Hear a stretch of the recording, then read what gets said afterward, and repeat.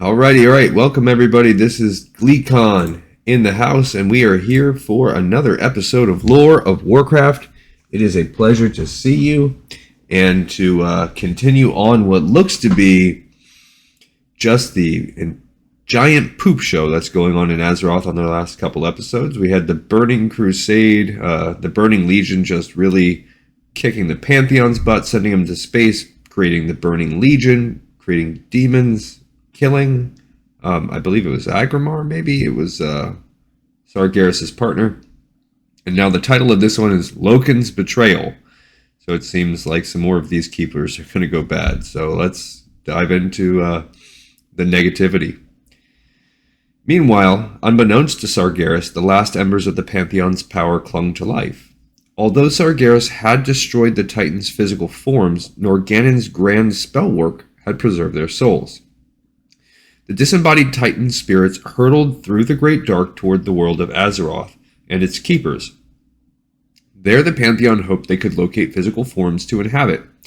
If they could not find such vessels, the Titans feared their weakened spirits would soon fade into oblivion.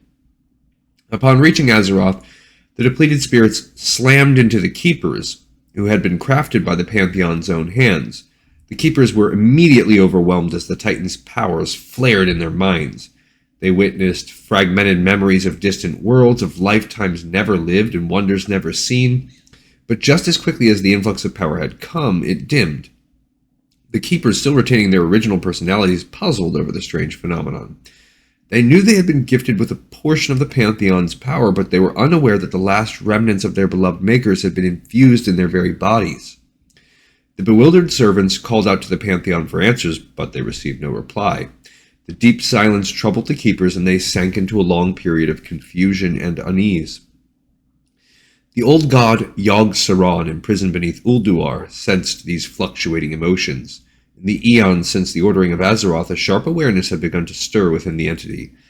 Yogg-Saron had devised a plan to weaken its jailers and escape imprisonment. It would corrupt the Forge of Wills, tainting its creation matrix with a strange malady known as the Curse of Flesh. Any Titan forged created by the machine thereafter would fall victim to this affliction. Some would even spread it to previous generations of Titan forged. The Curse of Flesh would gradually transform many of these infected servants into mortal beings of flesh and blood, beings who the cunning old god knew could be easily killed. To implement this plan, Yogg-Saron turned to Keeper Loken. Out of Ulduar's guardians, Loken had been the most troubled by the Pantheon's silence. Yogg-Saron assailed the Keeper through fevered dreams, stoking the cold fires of his despair. Yet even in his disturbed state, Loken resisted the whisperings in his mind. Ultimately, his downfall would come from a much subtler place. As Loken drifted deeper and deeper into despair, he sought comfort from a Vrykul named Sif, the mate of his brother, Keeper Thorim. Loken often met with Sif in private, telling her of his darkest fears. In time, a forbidden love blossomed between the two Titan forged. Yogg-Saron latched onto Loken's love for Sif and twisted it into a dangerous obsession. The relationship quickly soured due to Loken's increasingly compulsive behavior. More and more he talked of openly professing their love for each other, an act that Sif vehemently opposed. She knew that if Thorim discovered the affair, it would shatter the Keeper's sanity. Ultimately, she broke all ties with Loken, demanding that he leave her in peace. The thought of losing Sif drove Loken to madness. In a fit of anger and jealousy, he lashed out at his love and killed her. Though racked by guilt, he could not bring himself to tell Thorim of what he had done. Loken scrambled for a way to cover up Sif's death. It was in this time of need that her spirit appeared before his eyes. Much to Loken's surprise, the visage of Sif forgave him. She also warned him of the need to act with haste lest Thorim learn the truth. If he did, the Titan Forged would descend into civil war, and every pledge Loken had made to the Pantheon would be broken. Sif's suggestion struck Loken as devious, a characteristic he had never known her to possess. He sensed something strange in her spirit, an unseen darkness, subtle yet discernible, but Loken's fear clouded his judgment and he pushed away his doubts. On Sif's guidance, Loken dragged her corpse into the frigid wastes of the Storm Peaks. He informed Thorim of his wife's demise and convinced the Keeper that Arngrim, king of the Ice Giants, was to blame. The grief-stricken Thorim unleashed his unbridled fury, slaying Arngrim and many of his followers. This event ignited a catastrophic war between Thorim's storm giants and Arngrim's ice giants. Sif's spirit continued aiding Loken as the conflict raged. Her guidance became ever more extreme and worrisome, but Loken forged ahead nonetheless. She convinced him to build an army of his own using the Forge of Wills, one large enough to protect Ulduar from the depredations of the warring giants. Loken was even persuaded to punish his brother for starting the war. He berated Thorim for letting his anger rule his emotions and for creating such a terrible rift between the Titan Forged. Loken further admonished his brother, claiming that Sif herself would look upon him in shame if she could only see the things he had done in her name. This bitter condemnation threw Thorim into a deep depression. Overcome with regret, he abandoned Ulduar and languished in solitude. With Thorim in isolation, Loken used his newly forged army to overwhelm the giants and end their conflict. All those who resisted his will were locked away in stasis chambers. But as these battles progressed, Loken noticed something unsettling among his warriors. A dark affliction suffused their spirits. Loken called out to Sif again for advice, but this time she remained silent. Dread overtook the Keeper as he realized that her spirit had not existed at all. She was an illusion created by Yogg-Saron. Though Loken did not know it, the false spirit of Sif had also tainted the Forge of Wills while the Keeper was creating his army. Yogg-Saron's curse of flesh had taken root in the heart of the machine's creation matrix. Loken had in his selfishness allowed Yogg-Saron to play him as an unwitting pawn. This discovery shattered the last vestiges of Loken's noble heart. He became obsessed with keeping his transgressions a secret, even if it meant embracing the power of Yogg-Saron. With such might at his command, he knew he could defeat the remaining Keepers and destroy all evidence of his wrongdoing. No bueno.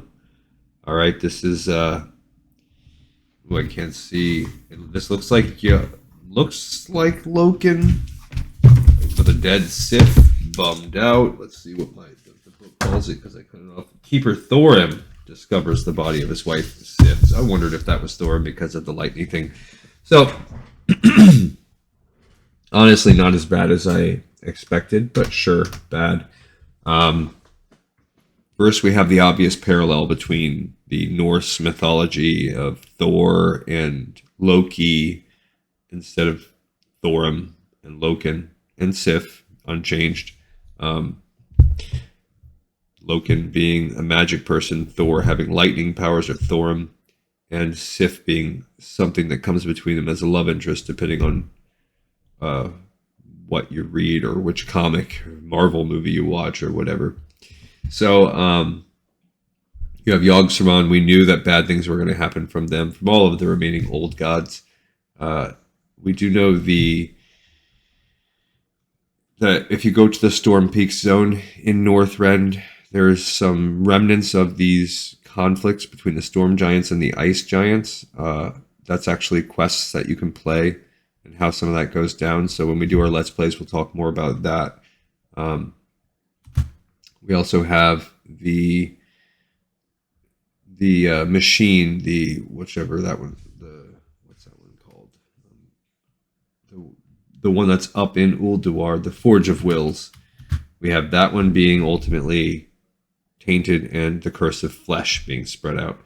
The interesting thing, though, is that this curse of flesh is going to lead to most of the races that we know and love. So it's a kind of a bittersweet, yeah, this is all kind of bad, and this puts us where we are today and why there's continuing conflict. But it's also, it wouldn't be the Azeroth without it. So there's an interesting kind of dichotomy there.